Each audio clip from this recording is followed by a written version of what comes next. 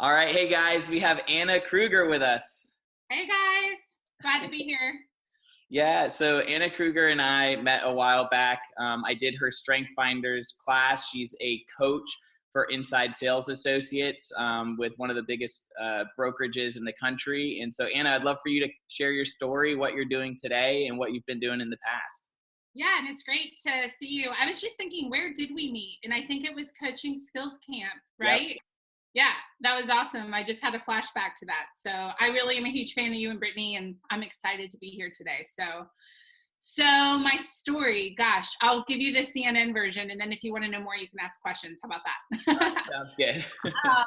I used to be a high school teacher, said I would never do business or sales, and now here I am. Kind of funny, right? And I first got into sales in 2006. I was in a different industry, and I was absolutely failing. No success. I was really in danger of being let go from the team. And I figured out I either need to get it together or just leave, because this not performing stuff, not working.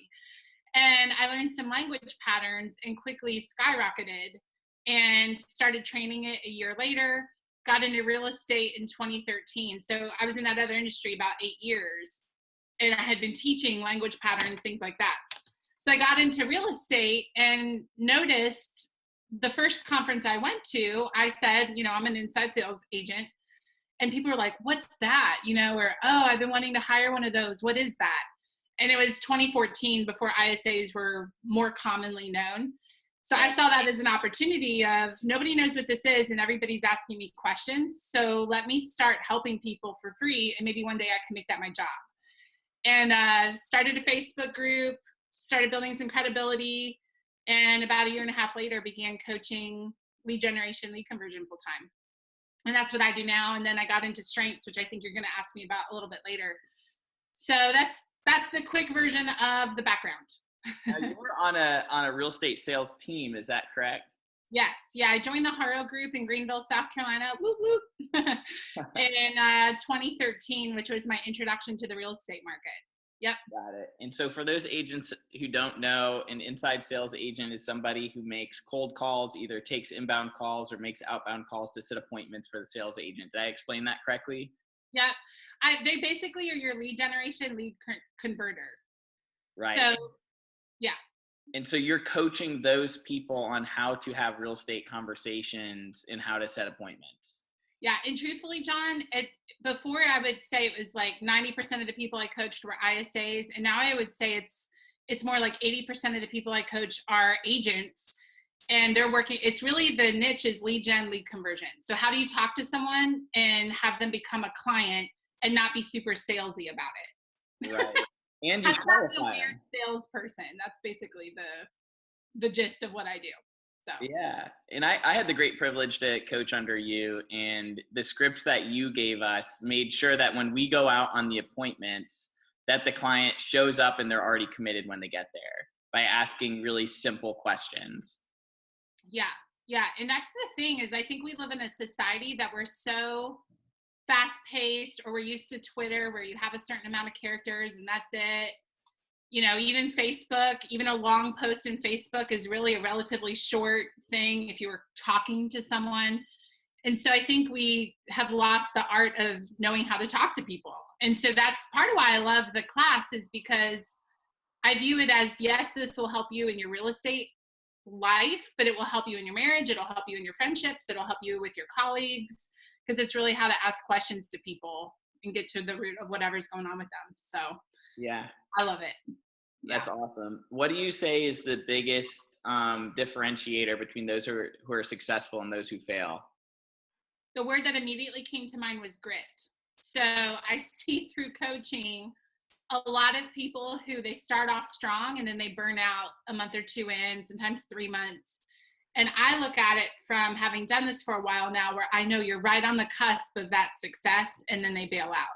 So the grit of expecting people to say no and being okay with that, and just staying in the right activities. Haro used to tell me all the time, he was my team owner when I sold real estate, and he said the right activities always lead to the right results. And just that mantra of keep going, keep going, keep going, it will work out, it will work out. I think that's what makes a huge difference of success or not success. Right. Really in anything. Grit. Love it. Yeah. How do you know if you're good at something? Well, you usually aren't good at it when you start. So, I mean, I'm thinking of when I first started calling expired listings, honestly, I hated it. And I did not think I was good at it at all because I hadn't done it long enough. Right. And it's through sticking with it. And usually, I mean, honestly, I think anybody can be good at something if they put their nose to the grind long enough. I mean, that's really what I think. I think if you've done something for 6 months and you're still not seeing success, it might be worth asking, what should I tweak? I just don't think there's anything in real estate that you can't learn. I think anybody can learn what it takes to be successful. It's doing it long enough to know, can I be successful? Does that make sense? Yeah, it does. And you're saying like people bail out early and that's the biggest struggle with people not having success. Why do you think they do that?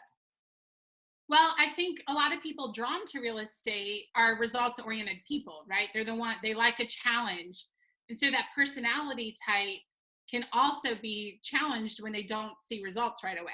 So it's like the ingredients that make someone successful in real estate is they like a challenge and they're results oriented. But when you first get into real estate, you're building your pipeline and it usually takes about 3 months. So you have results oriented people that like a challenge and yet they're not seeing the fruits of their labor for about 3 months. It can be a little faster than that sometimes, but on average it's 3 months. And so I think they're looking at the short view and not the long view. And I'm thinking of an agent that I know personally who said their first year of real estate, they went at $10,000 into debt the first 6 months and they paid it off and had $10,000 in savings by the second half of this, the next 6 months. So in 12 months in the hole, then back out and then some. Yep. And I think that's a great picture of what can happen. Not that that has to happen for everybody, but that's a real life example. Yeah, well, that can happen really quickly with expireds and for sale by owners if you're really hammering away at the phones. We know some people that have, I've even done it myself where you sell like 4 or 5 of them in 1 month and it can be pretty life-changing. But it's because you're calling for like 4 to 6 hours a day and you're honing in on your skill and the conversations become very specific and targeted. I remember talking to a friend in real estate once and I was like, man, I'm just so bored. And he was like, good. And I was expecting some sympathy or here's a new strategy. And I was like, what do you mean good? I'm bored. He said, that probably means you're doing exactly the right thing. He said, the process of success is actually incredibly boring. Right. The results of success are fantastic and great, but the actual process is usually incredibly boring. And in fact, I know I'm like going off screen. I'm looking for a book. There's a really good book that a coaching client sent to me once called The Compound Effect. Yep. Can you see that on screen? And that's what this whole book is about. It's usually just little tiny things that you stay consistent in that lead to huge results. We got bored and then we get creative or we give up, and really we should just stay the course and we would have made it. So yeah. What do you think is the stickiness for success? I think the same thing. So I have agents that, they pick up the phone or like they're so analysis paralysis, they won't actually get on the phone. So like the step of getting on the phone is one thing. And then when they do make the call, they don't realize that like 99% of those calls are going to be failure. And then they're like, oh, it doesn't work. Like everybody's pissed off. This person cursed me out and then hung up on me. It's like, that's just one more no that's closer to a yes. Like that's part, I think the expectation misalignment is massive. And I don't think that people understand how much effort there is to have success. And it is like, once you get over a hump, once your skill set gets to a certain point and your habits get there, it just becomes like very easy to you. And that's where it becomes boring. But I think like people aren't willing to put in the effort and the training and the practice to be able to get to that point. It's just like anything that you do. Like if you want to become good at bowling, go bowling for 4 hours a day. If you want to be good at softball, like go hit balls for 4 hours. Like you have to do it for this time on task over time. And I don't think that the agents are doing it. Yeah. Well, it's funny too. So I know we're going to talk about strengths later. One of my top strengths is communication. So I'm naturally a gifted communicator, but that doesn't mean you don't have to put effort and practice in. So I had a speaking engagement not long ago where I was in front of a lot of people. And afterwards, all day, people were like, man, that was awesome. You were so good. And, you just seem so natural. Well, what a lot of people don't know In fact, this might be the first time I've even mentioned it in a public spot. I went and hired a speech coach, and I met with her for weeks leading up to that about 15-minute speaking engagement, and we practiced, and it was interview style. So she was, teaching me, how do you, when you're in front of a lot of people and you get thrown a question you weren't expecting, how do you handle that with grace? And how do you navigate these things? So to everyone else, they're like, oh man, you look just like such a natural up there. And I'm like, yeah, because I dropped a whole bunch of money and hired a coach to help me know how to look natural, right? Success is so much beyond what people see on the surface. It's usually a lot of hard work. It's usually doing a lot of stuff for free until you build your credibility. There's so much that goes into it that people just don't see. And then we get in that comparison trap, right? Of, oh, well, they're really good with expireds, or, oh, she's a really good speaker, or, oh, they have this thing. And it's like, well, you're just seeing the outside. You don't know what all's gone on into the background. So I just went off on a little bit of a tangent, yet I get really passionate about these things if you can't tell. No, I mean, it totally makes sense. Like you practice before you perform, and you just think of like sports players like LeBron James. How much does he practice? He eats the right foods. He wears the right type of clothes. He has the right sneakers. He ties them the right way. Like he does everything. He's very methodical, and he has tons of coaches that are helping him develop his skills even further. And he wouldn't be the best without all that insight and all that knowledge coming from multiple sources. Yeah, it's a really great point. It's who do you have around you that's pouring into you? Right. So who do you have around you that's pouring into you? That's a great question. So I actually have 3 coaches right now, which I never thought I would be the person that had 3 coaches. I have a coach on how to be a coach. Yep. So I have someone actually coaching me on my coaching skill. I have someone that's helping me with my speaking, and then I have someone that's helping me with my health. And also one really strong accountability partner outside of that. So I guess that would be 4 people. So it's how often do you talk with all of them? I see my health coach 3 times a week in the morning at 6 o'clock. It's really exciting.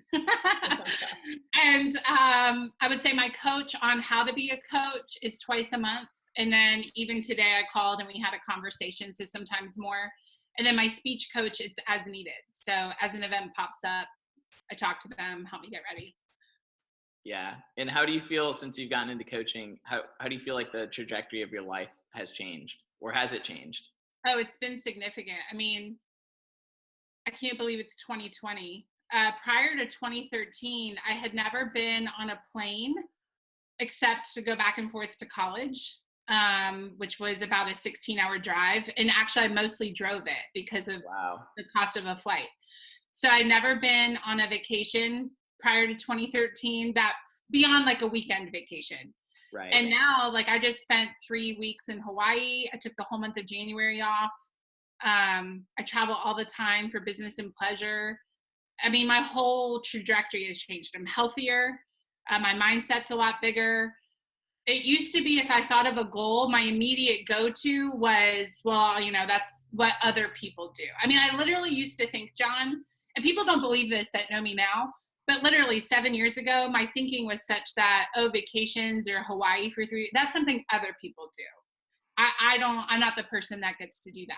That's literally what my thinking was. And people that know me now that didn't know me back then don't always believe me when I tell them that, but that's all evidence of going to trainings, getting into coaching, being really intentional about who's around you. It's all a byproduct of that. So, I mean, I could go on and on, but yeah, life has changed quite a bit since getting into the world of coaching. And honestly, it all started with Haro at the Haro Group. I had a really good leader who started exposing me to these things. And I could have been on his team, yet without him exposing me to all these things, I don't know that I would have changed that much. And he was really who introduced me to a lot of this. Yeah. And you said you're really intentional about who you're around. Why is that? Yeah. So I recently started reading a proverb a day from the Bible. I think it's an excellent teacher. And there's so much in there about who you surround yourself with. So, and I used to read a proverb a day and knew I got out of the habit for a while, just got back in. But I think most of my life I've been hearing who you're around matters. You become like the people you surround yourself with. And once I got into real estate, I started hearing the conversation of you should be the least smart person in the room, right? Like if you're the smartest person in the room, that's a problem. It might make you feel good, but you're not going to grow. So I think the combination of reading Proverbs and just growing up in that environment where they talk so much about how iron sharpens iron, it's who you're around, and then getting into real estate and adding on to that the concept of, am I the smartest person in the room, or is everyone else around me smarter? That really combined is what raised my awareness about that. Yeah. So you're constantly trying to get into a different room. Yeah, get into a different room. And that's part of why I love being a coach, because when you go to the coach meetings, those are all people that you don't become a coach unless you've succeeded at something in order to be hired as a coach, right? And so it's like just by being in that room, it's who you're around is different. And so I'm thankful. I never would have thought that this would be my life. I never would have thought that 4 o'clock in the afternoon, I'd be chatting with someone over Zoom about this. I'm really thankful for the way God has brought me where he has brought me. That's awesome. So tell me about the Strength Finders. Yeah. So my journey with it, or what it is. Yeah. What is it? What's your journey with it? How does it help people? Why is it important? All that good stuff. Okay. So I'll start with sharing my story because that will help explain what it is. Perfect. But actually, when I became a coach, they had me take the Strengths Finder assessment. And if you're watching this, you may not have heard of Strengths Finder, yet you likely have heard of Gallup. They're the people that poll people, like human behavior. And they developed a tool called Strengths Finder, and it's exactly what it sounds. It helps you identify what are your strengths. So what are you good at? What is your wheelhouse? Where do you get your most energy from? What excites you? So I took the assessment and I read the report and I thought, yeah, that sounds like me. And then I stuck it in a drawer and I didn't look at it for a couple years. Well, about 3 years ago, I realized for several months I had been absolutely dreading Monday. Yeah. And John, I don't know if you've ever had this. You probably have because you're a human. I think it's kind of normal. Yeah. And I started wondering, do I have an attitude problem? Or am I not in the right role? And then how do I know the difference, right? It's not like I can look at something black and white and know, yep, attitude problem, or nope, not the right role. So I actually started interviewing in other industries. Nobody knew. It appeared from the outside looking in that everything was at its prime in my real estate career. Yet I was dreading Monday and I was interviewing other places. And right before, I actually had a job offer on the table and I was debating taking it. And I thought, let me press pause for 1 minute. And before I walk away from all this, let me make sure this isn't just Anna has an attitude problem of discontentment that will show up there in 6 months. Right. And let me pull out that Strengths Finder tool and see if it can help me figure out why I'm feeling the way I'm feeling. So I hired a coach for 5 sessions. That was a strengths coach specifically. And I just said, help me figure out what's going on. And long story short, within the very first session, we started to figure out why my current role was leading to that dissatisfaction. And we started looking at how can I not change jobs? Because I really did love a lot of what I did, but just approach it in a different way. And the way I would describe it, instead of trying to nail a nail in the wall with a screwdriver, that's not going to work too well. Let me pull out the hammer and try to nail that nail in the wall. So that's kind of what I did. Is I realized I'm trying to accomplish my role through using things that I'm not good at. So let me pivot. And now that I'm aware of what my strengths are, let me approach my role with those tools. And very, very quickly, I became content again. My income started to increase and I started to work less. And I was happier. So when I realized the impact, it was almost like I can't know about this and not share it with people. It felt selfish.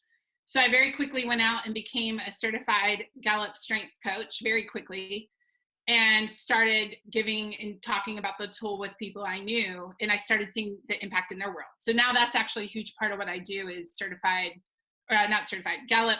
I am Gallup certified. Most of what I do now is strengths coaching, which I'm really passionate about. Yeah, that's so cool. So you bring out like the best in other people. Yeah, it's really fun. And the strengths conference is really fun. It's like you're running around with 3,000 other people who get joy out of helping other people find their strengths. It's like the happiest conference ever. So yeah, it's I feel like I get to unlock people. That's what I feel like my job is I get to get on the phone with people or stand in front of a room and hear people or even see that they just feel kind of beat down. And then we start looking at their strengths. And within 1 or 2 phone calls or a 4-hour class, all of a sudden I see the light. And I hear people say, you know, this has taken things that I've always felt bad about myself. And now I see how it's actually a good thing about myself. It's reframed everything that I thought about myself and I see it differently. I mean, you can't get much better than that. It's really powerful. So if, for those of you listening and you're like, how do I find this tool? So there's a couple of things. You can email me. Can I put my email out there, John? Is that fine? Yeah. You can email me, and it's strengthscoachanna, ANNA, @gmail.com. Real easy, strengthscoachanna @gmail.com. And I can send you a link to take the assessment with instructions, or you could just go to gallupstrengthscenter.com and find it there as well. It just won't have all the instructions. So either way, and we can get that out to you. That's awesome. Yeah. And I remember, so when I took the class with you, I didn't know what my strengths were. I was just running around with my head cut off as usual. And then you brought up the ease, excellence, and enjoyment factor. And a lot of the things that I was doing were easy and they were excellent, but I didn't enjoy them. And that kind of led me to burn out for some of the stuff that I was doing. Or like my purpose of what I was doing it for was like the wrong thing. And once I achieved it, I'd have to like reset massive goals to get motivated again.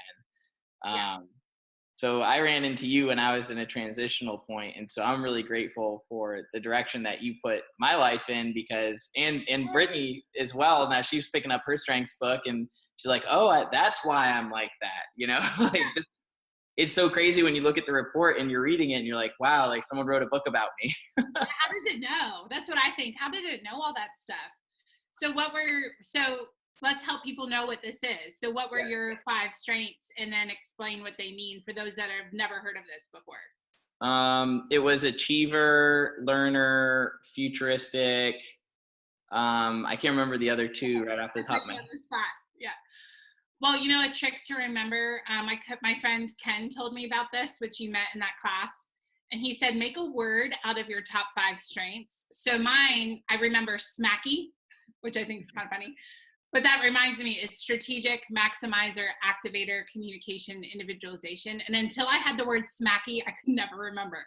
So there's a little tip when you get a chance to see all 5. But tell someone, what does achiever mean in your own words for you, so they can kind of see how this works. For me to feel fulfilled, I have to be working towards something. So I'm not one of those type of people that can sit around, you know, on the beach for 7 days straight and just, you know, drink a martini. I don't know, whatever. You know, I have to be moving towards a specific goal to feel alive, which is kind of stressful too, because you're never really satisfied with what you've got, even when you've had success relative to others around you.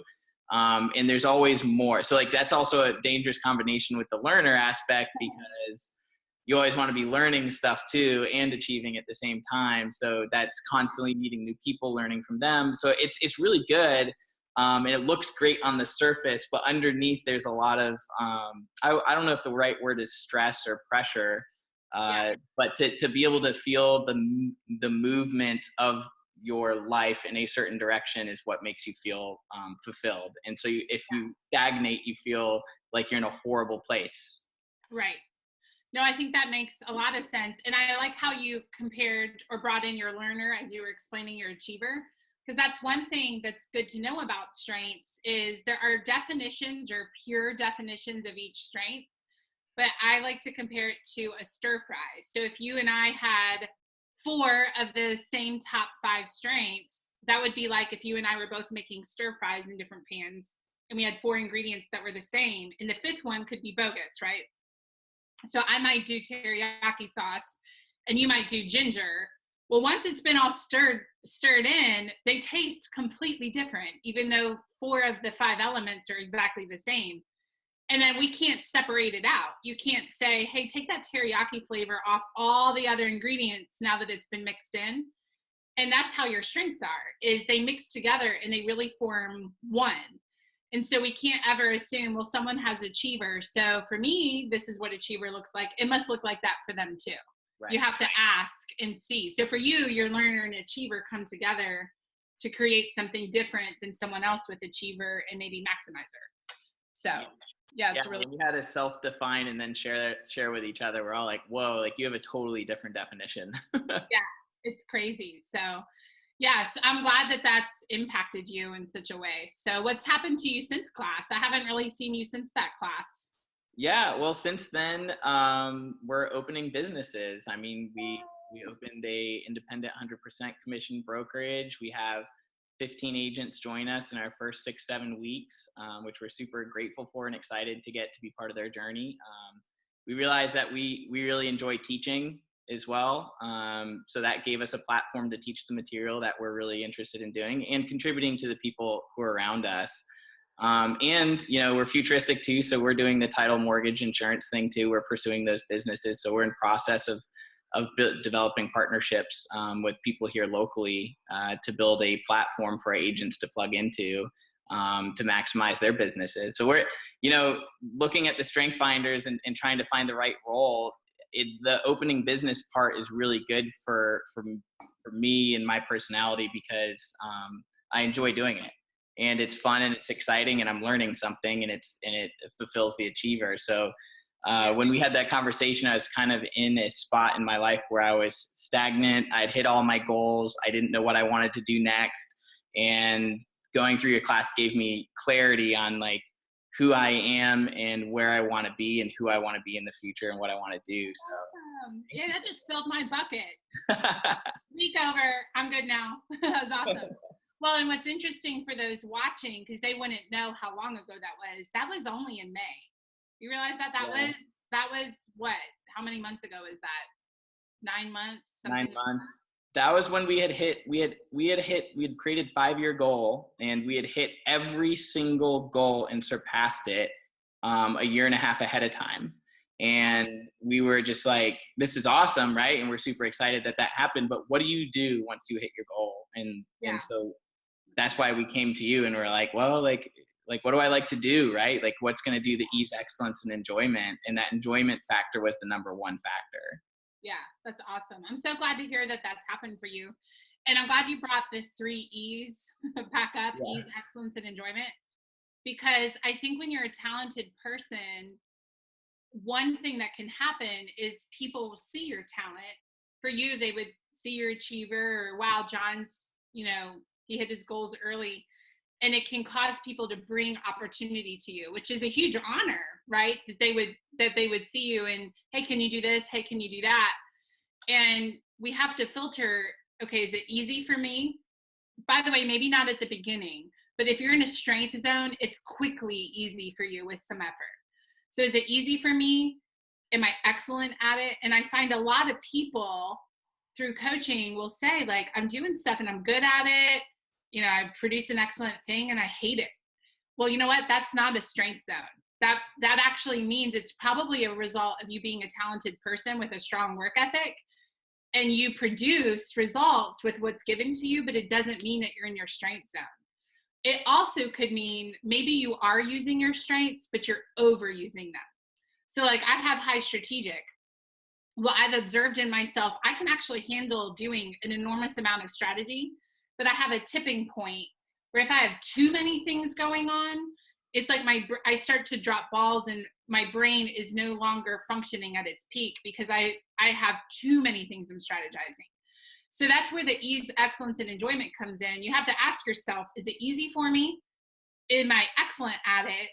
And then do I enjoy it? And if you're not enjoying it, you're either not in your strength zone or you might be overusing a strength and you just need to get some of the stuff off your plate to get back to enjoying it. Yeah. So for a new agent coming into don't do that coronavirus thing over there. Yeah, don't get it through the screen. Like wiping it down over here. For a new agent who's getting into the industry, maybe they've done a couple sales and they really want to ramp up their business, what would be your advice to them? Stay in the right activities. So what was working for you to get those 6 or 7 deals? And I find a lot of people also in the real estate industry, it tends to attract people that like a challenge. And so often that means I had some success and now I'm ready for a new challenge. And so sometimes they get away what worked for them in the early success phase. So what I would say is, I hope I'm answering your question, but look back at how did you get those first 6 or 7 closings and make sure you keep doing those things. I find often we get some success, which also means we might have gotten some money to put into some other things, and we abandon what got us the 6 or 7 that got us started. And so stick with what you were already doing. And it's okay if you're kind of bored. Yeah, because you're like naturally doing those things anyway. Right. That's what you started with. So just do more of it. Right. Do more of it. Exactly. Got it. That's actually really good advice, because a lot of people tend to complicate it and they think they need this like amazing business plan or they have to have the perfect script. And it's like, well, what have you already done? Just keep like, how do you 10X what you've done? Yeah. Yeah. I was talking with an agent once who had a very successful business, and a huge portion of their business was past clients and referrals. Well, for some reason, and it was one of those things you have to watch it, because with her, neither of us realized it at first, even though we talked every week, but she had started to work the expireds. And in working the expireds, she no longer was working her past clients in Sphere. Yep. And then that's how we uncovered it, is all of a sudden things weren't flowing. Right. And we realized it wasn't like, 70% working referrals and 30% expireds. Let me build that up. It was 100% expired work, no past client referral work. So, and as soon as we realized, she pivoted and got back on track. But that's the thing, is it can happen so slowly, or we don't really realize it. We just throw ourselves into the next thing, and then we don't know it, but we completely abandoned what used to work for us. This is an example of real life. I used to drink a gallon of water a day. Here it is. Yeah. And I got away from it, and I just wasn't feeling so good. And I started realizing, I'm like, well, what did I do when I felt really good? And I realized, you know what? I used to drink a gallon of water a day habitually, no problem. And I haven't done that in weeks. So I just recently, that's why I've been sipping water this whole time, and I'm starting to feel better, right? I'm getting more energy. And so it can happen in anything in life, whether you're in real estate or not. You have to look back at, well, what did I do when I was successful? Maybe you add in something new, but don't completely abandon what you did in the past. Right. Like do a slight tweak. Yeah, just do a tweak. I do not have the coronavirus. I know. I feel like I scratched my throat somehow. So it's not the you and the rest of the country. I mean, maybe it is the coronavirus. I don't know. I don't think it is. So. What else do you want to share with our audience that maybe you don't share with everybody? Oh gosh, that's such a broad question. I would say what my true passion is. I think a lot of people, and I did it on purpose, I intentionally, when I got into real estate, sought out the niche of being the ISA person because no one else was doing it at the time. So I really intentionally sought out, let me pursue coaching ISAs because I saw an opportunity there. And so I've kind of become known as like the lead generation, lead conversion person, or the ISA person. And really what my passion is the whole person. It's not just lead gen, lead conversion. And I think that's why I love Strengths is I love talking with people about way more than just lead gen, lead conversion. I mean, just the other day in a Strengths coaching session, I was talking with an agent, but we were talking about health, what time they were going to bed, what's your exercise look like? And it was so satisfying to realize we're talking about their whole life and not just one thing. And I think that's something a lot of people don't know is that's my passion. And then the other thing is, and I've said this since high school, I love this stage. And I'm a horrible actor. I don't mean acting. I mean, I feel just as comfortable on stage in front of 10,000 people as I do with you right now. And my true goal is to one day be a motivational speaker on large stages. And what's neat is I've been able to do that on small scales here and there. And so I think the more that I talk about it, the more doors will open. So thank you for asking me about that. But that is actually my true, like, I feel really good and excited when I think about that. Yeah. So do you have like a 5-year plan to make that happen? I'm working on it. So there's been a lot of change in life in the past 6 months. And I had a significant loss. My mom passed away 6 months ago.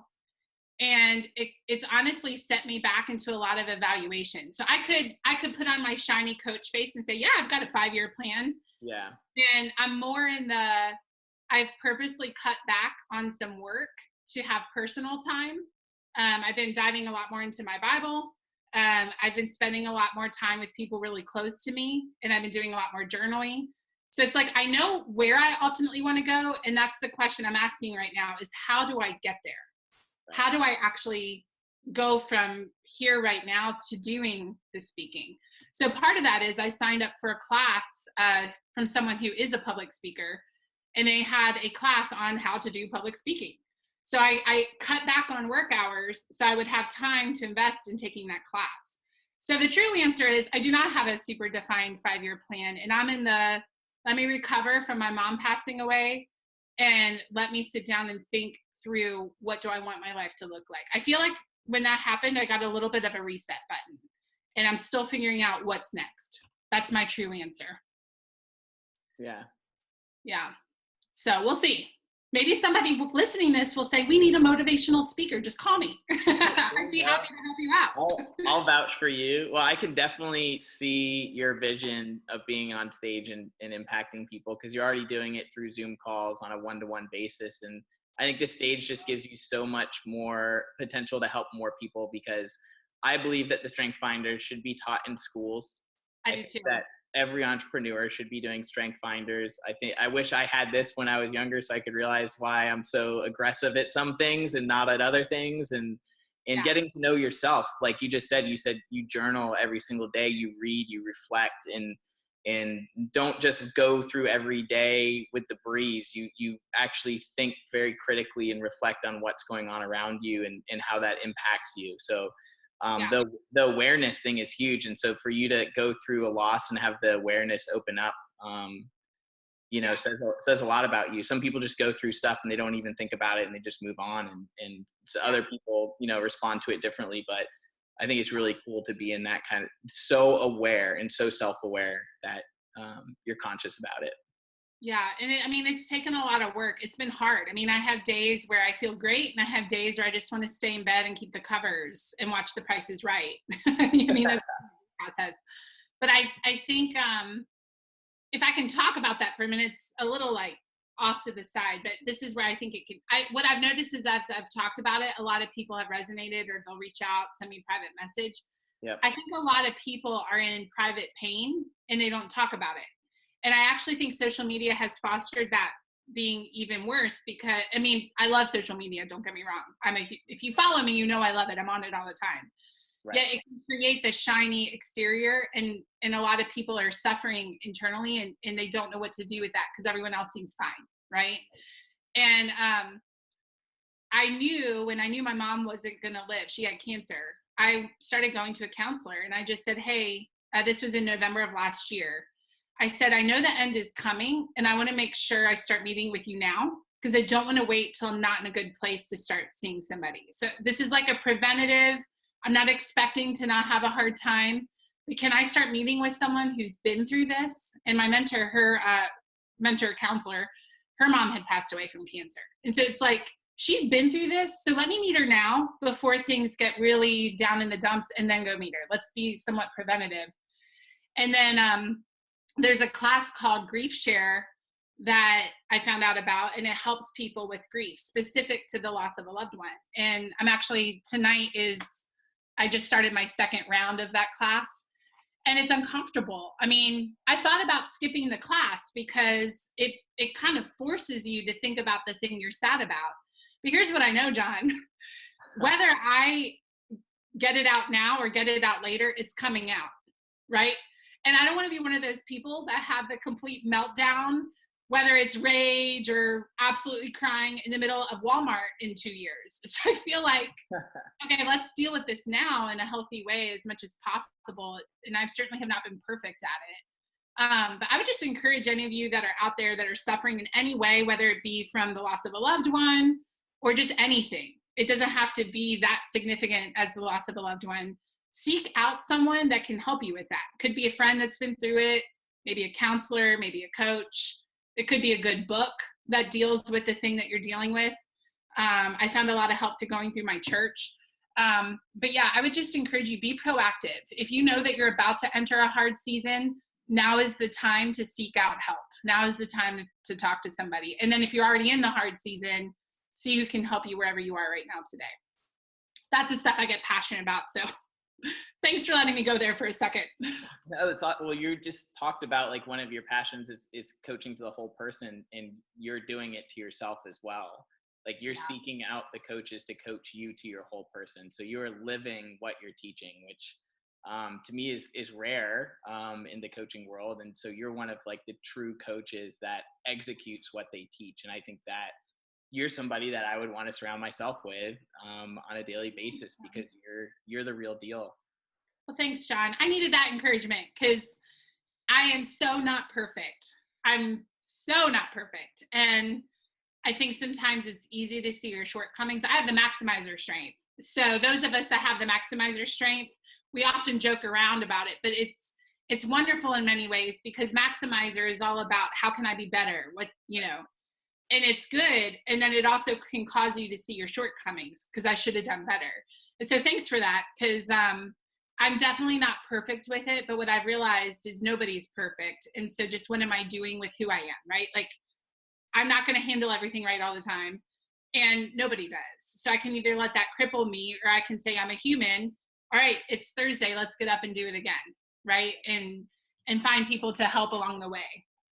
But that's part of why I like going to the grief share class, is honestly because sometimes I think I'm crazy or, and then you go to this class and everyone is feeling and saying exactly the same thing that you've been thinking all week. And you just realize I'm not weird, and I'm not some outlier, right? Like this is normal life stuff. And now I'm in a place where we can talk about it. It's really refreshing, actually.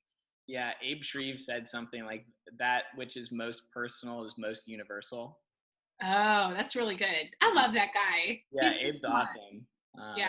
Head of Maps coaching, but yeah. It's so true. And when you're vulnerable with other people, that's how you build connection. And when you're on social media, you're just showing all the good stuff and doing a facade, and then underneath there's all these other things, and we don't share them, and we don't share them with our spouses. We don't share them with our friends or our family. And I think that's wrong. I think we should be sharing what we're going through, and that's how you build connection. And it's probably the reason why a lot of people feel alone.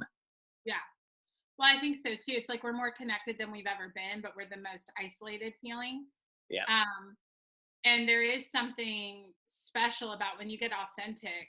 And I know not everybody is a public speaker, and I don't think everyone needs to be. But what I have found is it's almost healing to me to have a vulnerable moment on social media or in a public place, because what happens after that moment is you start getting messages or people saying, I felt that way this week, and now I know I'm not the only one. So it's like it helps them, but it also helps you to realize I'm not the only one either, because I just got 12 messages after that authentic moment on a Facebook Live, and they don't comment.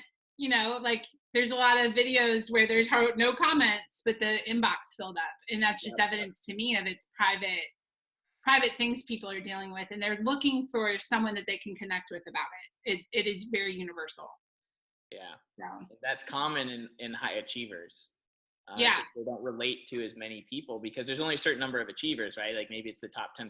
Well, now you can only relate to those top 10% mostly for most things. And then you want to have conversations with those top 10%. But how many of that top 10% is going to go authentic with you and share their failures and their struggles with you on a one-to-one basis? So there's groups you can join. There's a group that I joined called GoBundance. I'm not sure if you've heard of it. Oh, no, I haven't.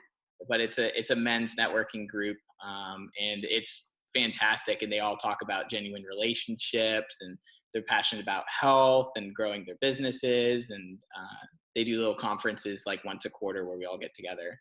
How do people find out about that if they want to know more? Yeah, you can go to gobundance.com and it has all the information. It's really about living an epic life and like, what does that lead to? And that's what really attracted to me to it, was because like, hey, like I've had business success, but I don't really feel like successful in all facets of my life. Like business is it's the counterbalancing thing where like business is doing really well, but maybe my health was doing really poorly. Like I had a slip disc and had a baby, and I was super stressed out between the pull between work and between family, and I've never experienced that before. And like, who am I going to have to talk to about this kind of stuff? And there's people out there, you just have to seek them out. Exactly what you said. Yeah, that's really true. So, and you said that one's specific for men? They have a women's one as well. Yeah. Awesome.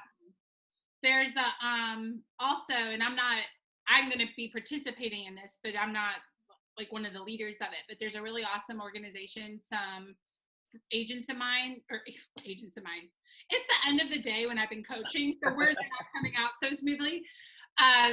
Some female leaders that are also real estate agents started a organization called Amplify. Yeah. And it's similar, where it's all about helping amplify the women around you and getting authentic and talking about your whole life. And it's not specific to real estate agents. They're really clear. They happen to be real estate agents that started it, yet it's for any woman that wants to be around other like-minded women to amplify their life and amplify the women around them. I love the idea of it because there's this quote I like, and it says you can straighten a woman's crown without telling the world it was crooked. And it's that idea of how can we help each other out and support each other versus competing against each other, or let me put her down so I look better. Yeah. And I just love that whole let's help each other out, not compete against each other. Yeah. Which I do like to win things. But I think if you have the mindset of abundance, yep, it makes you a lot more comfortable knowing how I can help other people succeed too. Yeah, that abundance mindset thing is huge because there's a lot of people that put other people down to lift themselves up. And yeah, it's something that I've learned over the years. I've gone the wrong way in the past, and it comes from the investment banking, and I've had to like kind of shake that off and shed a new skin and surround myself with people like you who talk about things like that, because I don't think a lot of people are aware of that, especially in corporate environments. Yeah. Well, and it's not always easy. It's not like every day is an abundance mindset. It's because I admit, like, sometimes I see things and then I feel that fear, that scarcity mindset. And then honestly, what's really grounded me is reading scripture, of just going back to like, what does the Bible say about this? And I know that's specific to my faith and not everybody might read that, but I find it to be a great teacher of just wisdom and who do you surround yourself with and where does your wealth come from? And, it's just, and wealth beyond just money wealth, just any wealth in life, right? Like relationships, being rich in relationships, things like that. So I find that to be a grounding tool for me because I don't wake up with an abundance mindset every day. Yeah, it helps to do things like that. Yeah. Well, awesome. Well, Anna, thank you so much for your time. Brittany and I are so happy to know you. And we will definitely connect again. I think we're going to have to sign up for your Strength Finders class for the program. That'd be fun. Yes. Yeah. And I really appreciate you inviting me on here today. And I feel the same way about you guys. You're one of those couples that I'm like, I don't really remember when I met you. And even when I remember, okay, it was at that coaching skills camp class, I still feel like it was just this immediate, oh, we've known each other forever. I don't even remember our first conversation. I just remember hanging around with you everywhere that we went. So I was trying to hire you as a coach. Oh, that's right. I do remember that. That's right. I was like, we're not so good at this. Can you help us? And then you were like, no, I'm too busy. And I'm like, oh, come on. And I had to take you out to lunch and convince you. I don't remember doing that. That's hilarious. That's what happened. It was great. And so. And then we went to lunch, and then we did end up working together. So it must have been a good lunch. Yeah. Well, I really appreciate you guys, and thank you so much for inviting me on here today. And if there's ever anything I could do for you, just let me know. All right, we'll be in touch. Thanks, Anna. Appreciate it. Bye.